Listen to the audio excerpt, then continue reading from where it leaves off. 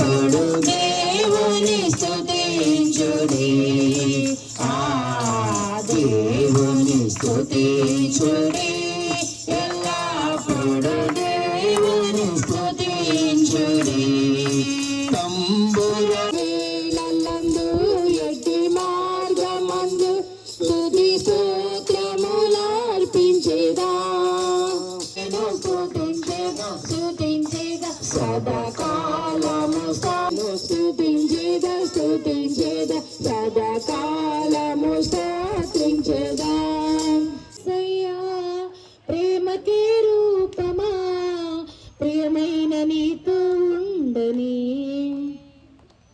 ఎదుట నీవు హృదయలో నీవే, నా మనసులో నీవే, ఎంతగానో ఏచి ఉంటిని ఎదురు చూపు నీ ప్రేమకై, ఎదుట నీవు హృదయలో నీవే, నా మనసులో నీవే. యేసయ్యా ప్రేమకే రూపమా, ప్రియమార నీతో ఉండని. సన్నిధానంలో సంతోషం ఉంది ప్రభా, నీ సన్నిధానంలో ఆరోగ్యం ఉంది నా తల్లి, నీ సన్నిధానంలో ఆయుష్ ఉంది ప్రభా నా తల్లి. నీ సన్నిధి అనుభవించే భాగ్యం బిడ్డలుగా దయచేయండి నా తల్లి, నీకే వందనాలు స్తోత్రాలు. పడదామా? నీ సన్నిధానములో సంపూర్ణ సంతోషం, ఆరాధించుకొని విలువైన అవకాశం,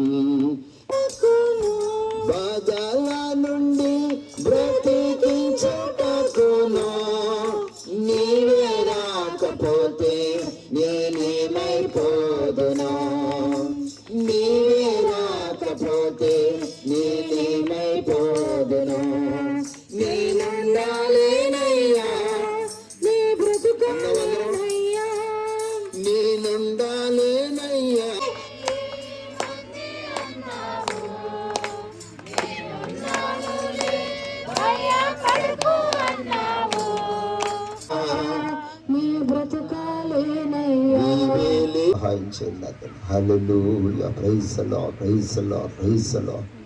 మన మధ్యలో అఖిల బ్రదర్ ప్రార్థన చేస్తారు.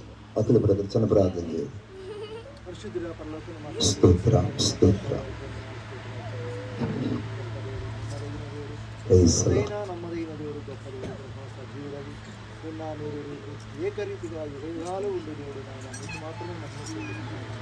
వందనాలు చెల్లిస్తున్నాను. చాలా చాలా థ్యాంక్స్ మీరు అందరూ వచ్చినందుకు.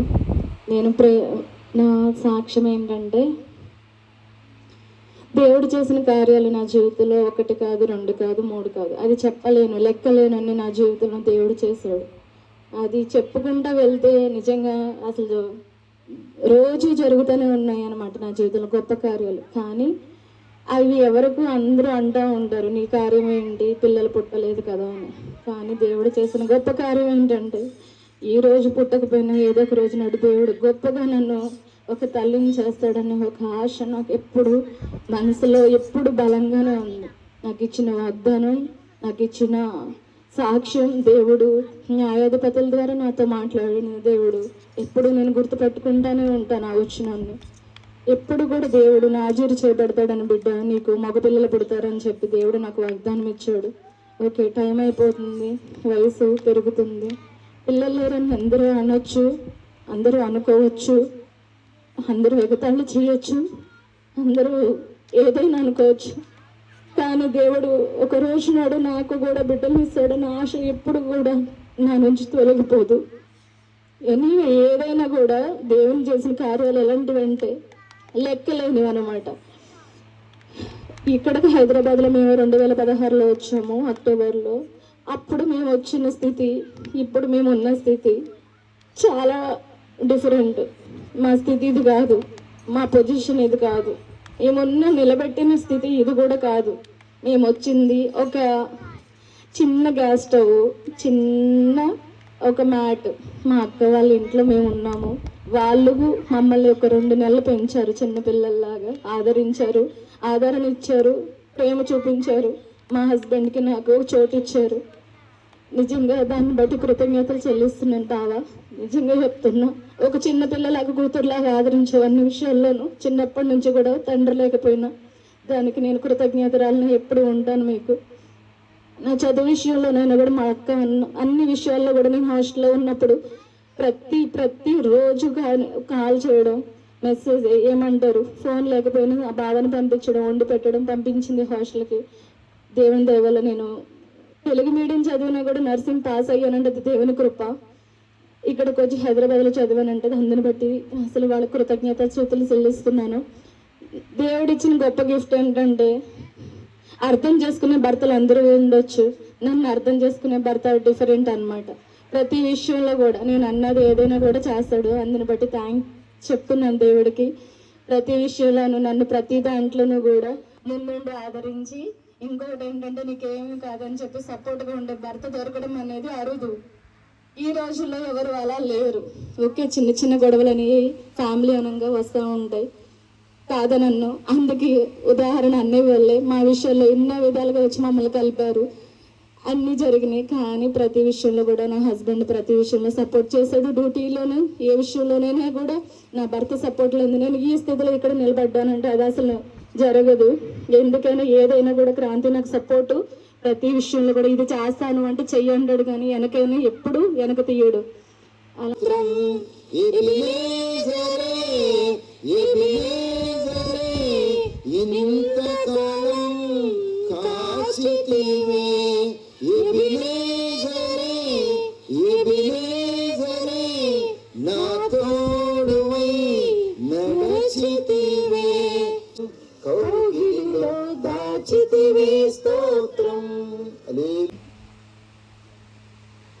నాకేమి చెప్పాలి లేకపోతే ఇది చేయాలని ఏం లేదు. అన్నయ్య వాళ్ళకి కూడా నేనేం చెప్పలేదు. కానీ ఇందాక ప్రతి వాళ్ళు చెప్పారంట అన్నయ్యకి అక్కకి. నా సాక్ష్యం ఏం లేదు. యాక్చువల్లీ యశోదలో చేస్తున్నట్లు అందరికీ తెలుసు. 3 years నుంచి ఇది 4th year. చాలా స్ట్రెస్, దానివల్ల నాకు షుగర్ కూడా అటాక్ అయ్యింది. చాలా అంటే ఎంత స్ట్రెస్ అంటే ఆ ఉద్యోగం గురించి చెప్పలేను. అంటే జాబ్ హోల్డర్స్కి తెలిసి ఉంటుంది దానికి. అంటే ఫిజికల్గా అంటే బాడీ టెన్షన్ కాదు, మైండ్ టెన్షన్ ఎక్కువ ఉంటుంది. దానివల్ల నేను చాలా స్ట్రెస్ ఫీల్ అయిపోయి మైగ్రేన్ హెడేక్, షుగరు 2 అటాక్ అయిపోయి చాలా ఫిజికల్గా వీక్ అయిపోయి చాలా ఈ 1 month 2 months నుంచి రిజైన్ ఇస్తున్నా వాళ్ళు తీసుకోవట్లే. నేను 2-3 months నుంచి డైరెక్ట్ తిరుగుతూ ఉన్నాను, నాకు రిజైన్ ఇవ్వండి నేను చేయలేకపోతున్నానంటే అక్కడి నుంచి నన్ను రిలీవ్ చేయట్లేదు. ఎన్నిసార్లు తిరిగినా కానీ ఇప్పటి వరకు కూడా రిలీవ్ చేయలేదు. కానీ అన్నయ్య వాళ్ళు అన్నారు, మానేసే అమ్మ, నువ్వు ఇంత స్ట్రెస్ చేసే వద్దు, ఎక్కడన్నా చిన్న జాబ్ అయినా చేసుకో మీ దగ్గరలో అని. ఇంకా సురేష్ గురించి అయితే మీ అందరికీ తెలుసు. Is full support to me everything. అంత మంచిగా సపోర్ట్ చేస్తాడు. సునీత నువ్వు ఒక 20,000 తీసుకొచ్చినా చాలు, ఏం కాదు అని. బట్ మా ఇల్లు 40,000 EMI అయిపోతుంది నాకు తెలుసు. అందుకే అంత నేను మా ఆయనకి భారం కాకూడదు అని చెప్పేసి నేను ఎంత స్ట్రెస్ అయినా యశోదలో డ్యూటీ చేస్తున్నాను. కానీ ఎంత బాధపడి ఎంత ఏడ్చి నిద్ర కూడా లేదు. ఒక 2 weeks నేను నైట్లో ఉలిక్కుపడి లేసేదాన్ని, ఏంటి ఇట్లా స్ట్రెస్ అవుతుంది, నిద్ర పడతలేదు ఏంటి అని అదే టెన్షన్లో ఉన్నాను. అయితే లాస్ట్ 2 weeks బిఫోర్ని నేను లీవ్ పెట్టేసి నేను ఈరోజు ఎలా అయినా కానీ ఫాస్టింగ్ ప్రేయర్కి వెళ్ళాలి అని ఫీల్ అయ్యాను. ఆ రోజు కంపల్సరీగా వెళ్దాము అని చెప్పేసి అక్కకి ఫోన్ చేసి, అక్క నాకు చాలా బాధ అనిపిస్తుంది, అసలు నిల్చున్నా కళ్ళని నీళ్ళు వస్తున్నాయి, కూర్చున్నా వస్తున్నాయి. ఆ స్ట్రెస్కి, ఆ బాధకి, వాళ్ళ మాటలకి నాకు అవ్వట్లేదు. అక్కకి చెప్తే నువ్వు ఫాస్టింగ్ ప్రేయర్కి రా సునీత, ఏం కాదు అని చెప్పేసి నాకు అక్క ఫుల్ సపోర్ట్ ఇచ్చింది. ఆ రోజు నేను ఒక్కదాన్ని, వీళ్ళందరూ డ్యూటీకి వెళ్ళారు, పిల్లలు స్కూల్కి వెళ్ళిపోయారు, నేను ఫాస్టింగ్ ప్రేయర్కి వచ్చాను. నిజంగా ఎంత గొప్ప కార్యం అంటే నేను ఏడ్చుకుంటూ వచ్చి ఫాస్టింగ్ ప్రేయర్లో కూర్చున్నాను. ఆ రోజు అక్క వాక్యం చెప్తుంది, నా మైండ్ అసలు పనిచేయట్లేదు. ఆ వాక్యం అంతా భయపడద్దు భయపడద్దు భయపడద్దు. ఆ రోజు వాక్యం మొత్తం అక్క అదే చెప్తుంది, నేనున్నాను అని. కానీ నేనేం చేస్తున్నానంటే ఆ వాక్యం మీద నా కాన్సన్ట్రేషన్ లేదు, ఫోన్లో ఉంది. ఫోన్లో చూసి నేను జాబ్ సెర్చ్ చేస్తూ ఉన్నాను. జాబ్ సెర్చ్ చేస్తూ ఉంటుంటే Naukari.comలో చూడగానే ఒక ఏసీ ఇంజనీరింగ్ కాలేజ్లో జాబ్ ఉంది, నర్స్ జాబ్ అని చెప్పేసి నాకు దేవుడే చూపిస్తున్నాడు. ఇదిగో ఇక్కడ ఉంది అని చెప్పేసి అది నాకు కనిపించింది. ఆ ప్రేయర్లోనే కనిపించింది నాకు. అది ప్రేయర్లోనే కనిపిస్తే అబ్బా ఇది ఉంది ఏంటి ఇట్లా అని చెప్పేసి ప్రేయర్ అవ్వగానే అక్కకి చెప్పాను, అక్క ఇట్లా ఉందంటే సరే సునీత దానికి తొందరగా ఏదో ఒకటి చేసి అప్లై చెయ్యి అది ఇది అని. తర్వాత నేను ఇంటికి వెళ్ళి అప్లై చేసేదండి. గొప్ప కార్యం ఏంటంటే నాకు దాంట్లో జాబ్ ఇచ్చేసాడు దేవుడు. నాకు రేపు మండే నైట్ నుంచినే అక్కడ జాయిన్ అవుతున్నాను. కానీ యశోదలో ఇంకా రిలీవ్ అవ్వలేదు. దాని గురించి అందరూ ప్రేయర్ చేయండి. ఇప్పుడు ఈ 2 months 2 జాబులు చేయాలి నేను, అక్కడ ఇక్కడ, నైట్ డ్యూటీ డే డ్యూటీ. దాని గురించి తొందరగా రిలీవ్ రావాలి. కానీ దేవుడు చాలా గొప్ప కార్యం కలిగించాడు, నాకు మంచి జాబ్ ఇచ్చాడు. దాన్ని బట్టి వేలాది స్తోత్రములు దేవుడికి. ఎందుకంటే హల్లెలూయా. ఏం దాహం కలిగి ఉండాలంట? నీకు దాహం అగినప్పుడు పని వాళ్ళు ఉంటారంట అక్కడ. ఏ పని వాళ్ళు? సేవకులు. సేవకులు అంటే ఎవరు? సేవకుల కింద సేవకులు ఉంటారు కదా, వాళ్ళ దగ్గరికి పోయి నువ్వు పరిశుద్ధాత్మను పొందుకో. ఏ దాహంతో రావాలి నువ్వు సంఘానికి? పరిశుద్ధాత్మ దాహంతో రావాలంట. హల్లెలూయా. ఎంతమందికి అర్థమైంది నా మాట? సంవత్సరం మొదలుకొని సంవత్సరాంతం వరకు నేను కాపాడతాడు. తర్వాత ఏమంట? అగ్నిస్తంభంలోని మేఘస్తంభంలోని కాపాడతాడు. తర్వాత ఏంటంట? ఎండ దెబ్బైన వెన్నెల దెబ్బైన కాపాడతాడు. కానీ ఎవరి మార్గంలో నడవాలి? నీకు ఏర్పాటు చేసిన మోషే మార్గంలో నువ్వు నడవాలి. గుంపు ఏ మార్గంలో నడవాలి? మోషే ఏర్పాటు చేసిన మార్గంలో నువ్వు నడవాలి. హల్లెలూయా. అలాగే సంఘం ఏం చెబుతుంది చూద్దు దాంట్లో? ఆ బోయాజు అంటే దేవుడే వచ్చాడు. బోయాజు చదువుతున్నాడు తన కాపరితో, ఇదిగో నీ సంఘంలో ఒక విశ్వాసం తీసుకొచ్చా, అవి నువ్వు జాగ్రత్తగా చూసుకో, ఈ పొలంలోనే వేరుకోమను, వేరే పొలంలోకి వెళ్ళొద్దని చెప్పు. సంఘాలు అనేకం ఉన్నాయి కానీ సంఘాలన్నీ కరెక్ట్ కాదు, ఈ పొలంలోనే వేరుకోమంటున్నాడు. హల్లెలూయా. నువ్వు ఈ పొలంలోనే ఉండాలి, ఈ పొలంలోనే అభివృద్ధి పొందాలి, ఈ పొలంలోనే ఎదగాలి. హల్లెలూయా. ఎంతమందికి అర్థమవుతుందా మాట? చూడండి 8వ అధ్యాయం రోమపత్రిక 28వ వచనం చూడండి. సురేఖై సమస్తము మళ్ళొక్కసారి చదవన్నమాట. అనగా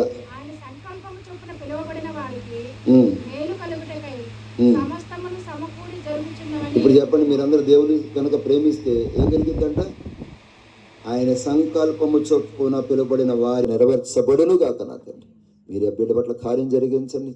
అమితముగాను అతిగా నేను ప్రేమించడానికి సహాయం చేసి ఆత్మ బిడ్డలో దయచేయండి. నీ కృపతో నింపమని వేడుకుంటున్నాను తండ్రి. Hallelujah. Praise the Lord, praise the Lord, praise the Lord, praise the lord.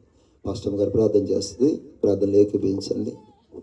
పరిశుద్ధుడా, మహోన్నతుడా, గొప్ప దేవా, నీకే వందనాలు, స్తుతులు, స్తోత్రములు తండ్రి. మంచివాడుగా మా మధ్య ఉన్నారు. మీరు మంచి దేవుడు ప్రభా, నీ స్తోత్రం.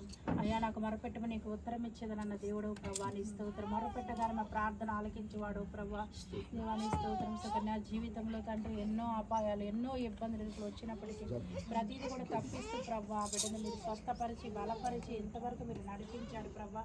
అందుని బట్టి నీకు నడిపించినందుకు వందనాలు. సమస్తము సమృద్ధిలోకి మీరు నడిపిస్తున్నందుకు వందనాలు.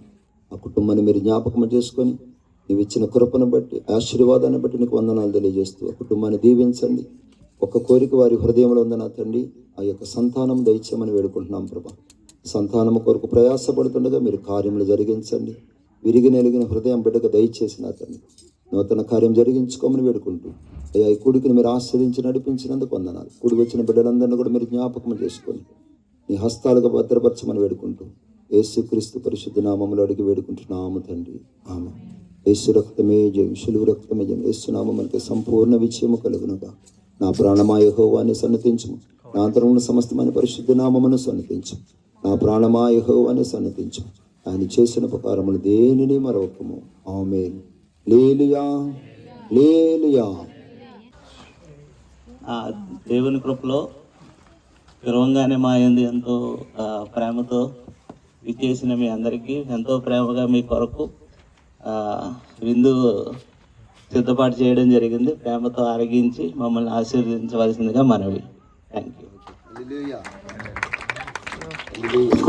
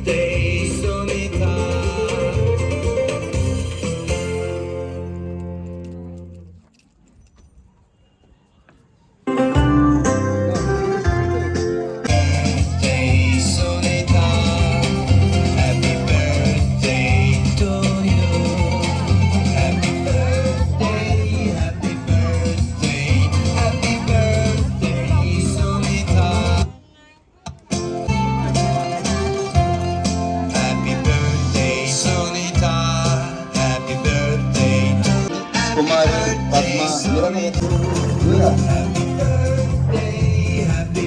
నువ్వు కూడా రా. ఇవ్వరా? నువ్వు కూడా రా. శ్రీలందరూ రే బుడ్డోడా నీకు పెట్టారా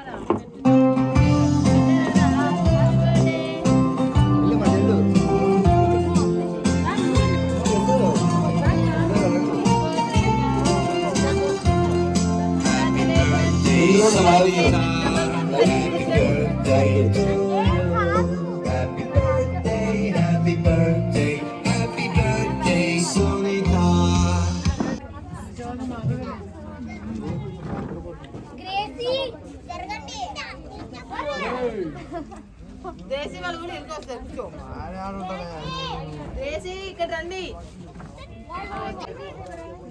పాష గారు తినట్లేదే కర్రీ ఉంది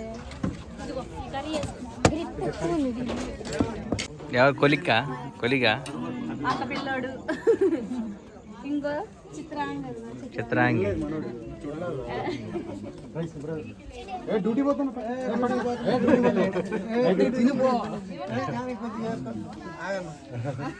నువ్వే చేసుకోమని నువ్వు మాత్రం ఆగంటారా ఈ సలోమి ఇంకెవరెవరో చాలా మంది రావాలి అసలు మొత్తం ఈ సర్కిల్లో రైస్ వైట్ రైస్ అక్కడ కూర్చో అక్కడ రైస్ తమ్ముడికి అన్నం పెడుతున్నాను